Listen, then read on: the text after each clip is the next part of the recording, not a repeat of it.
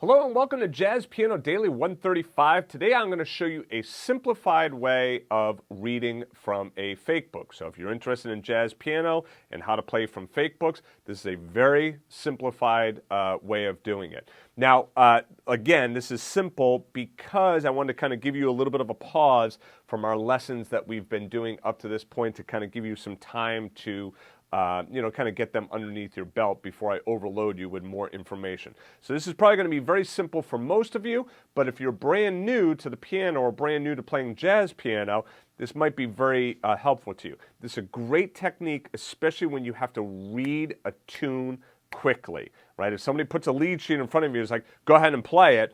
Well, you're going to have to figure that out pretty darn quick. All right, so the first thing you want to be able to do is go through and play the melody. All right, always take a look at your key signature. You can see you got one sharp here, so make sure that every time you see an F, you're going to be putting in an F sharp there.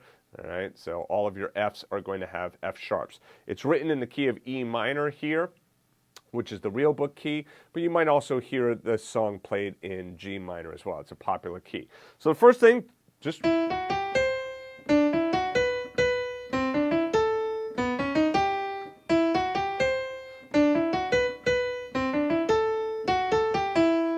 and let me fix this. I'll put a repeat symbol right there for you. All right, so, when you're approaching a lead sheet and you're looking at it for the first time and somebody puts it in front of you, it's suggested to take a look at a few things first of all. Take a look at your clef, take a look at your key signature, take a look at your time signature.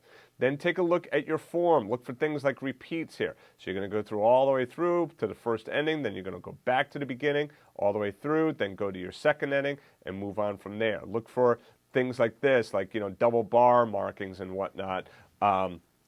Like this right here, this kind of lets you know when you're moving into different sections. It's not a different section in this because this is just a truncated version of Autumn Leaves. It's just an example. It's not the full tune, all right? So anyway, looking at the form is always a good thing to do, just to make sure that before you just sit down and start playing it. All right, so then you go through and you work on your melody, just get down your melody. Remember as well that the melody in fake books can be interpreted, right? So you could do, sorry.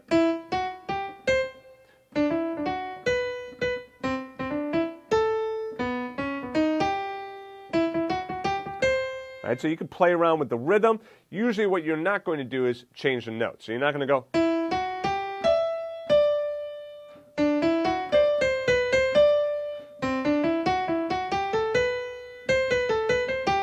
Right, it doesn't sound like Autumn Leaves anymore. All right, so you got the melody down, you got the form, you took a look at your clef, your time signature, all that stuff.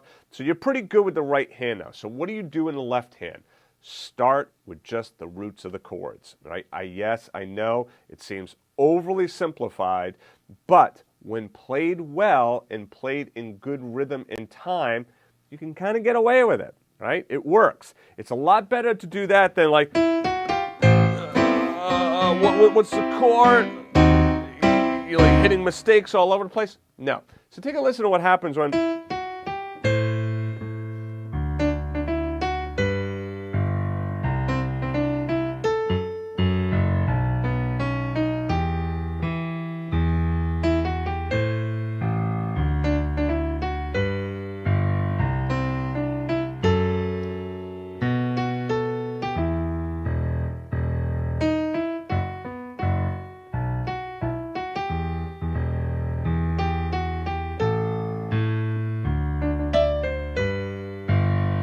I mean, it doesn't sound that bad. It doesn't sound that terrible. Just playing the roots of the chords.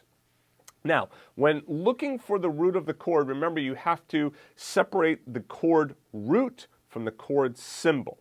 Usually anytime there is a letter and a sharper flat right after that letter, that is all part of the root of the chord. So in other words, if you saw something like this, this is always a common one to get messed up. If you saw something like this, B flat 7, right? Some students will look at that and say, oh, it's a B flat 7. No, no, no, no. You got a letter and a sharper flat right afterwards, so that's all together. It's B flat 7. So the root there would be B flat. So if we just go through and take a look at these roots just real quick, we've got A, D, G, C, what's this one? F sharp, B, E. Then B, E, F sharp, B, E, A, D, G. Okay? So just playing the roots. Now, you could start by just playing the roots just as is.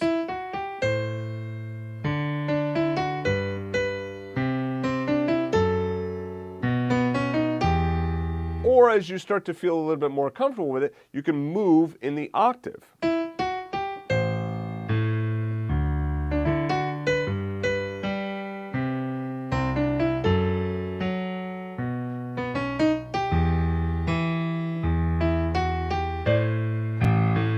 See, a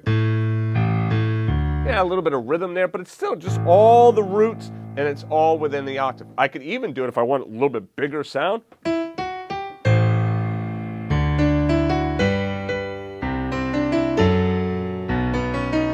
Right? I could just play the whole octave there. I could even do things like adding in the fifth and some other chord tones, but again, right now we're just talking simple. We're just simplified arrangement. So why would you want to do this, and why would you want to know it?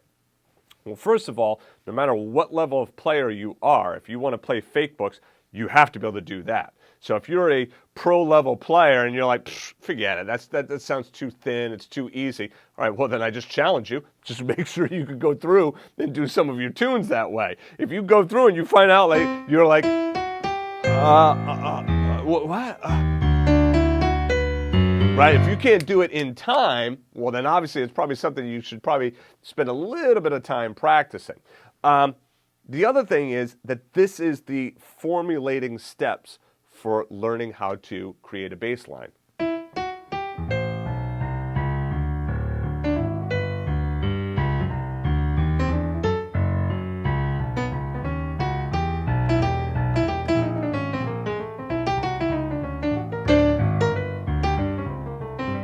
Right? So if you want to play bass lines, you have to be able to play the roots of the chords.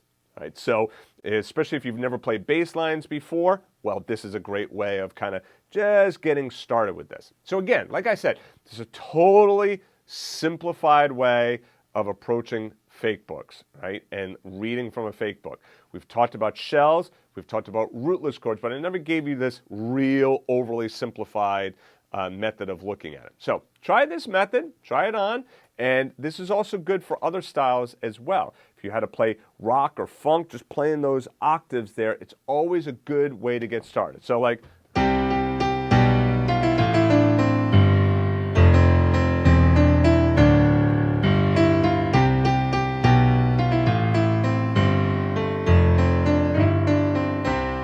right? So like Piano Man with just octaves in the left hand. Again, it's not super full, it's not like,